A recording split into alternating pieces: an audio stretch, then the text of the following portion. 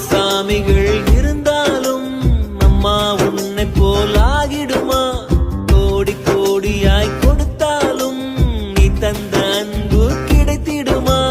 ரத்தத்தை நான் தந்தாலுமே உன் தியாகத்துக்கு ஈடாகுமா? நான் பட்ட கடன் தீர்ப்பேன் என்றால் ஒரு ஜன்மம் போதாதம்மா. நடமாடும் கோயில் நீதானே. 100 சாமிகள் இருந்தாலும் அம்மா உன்னை போலா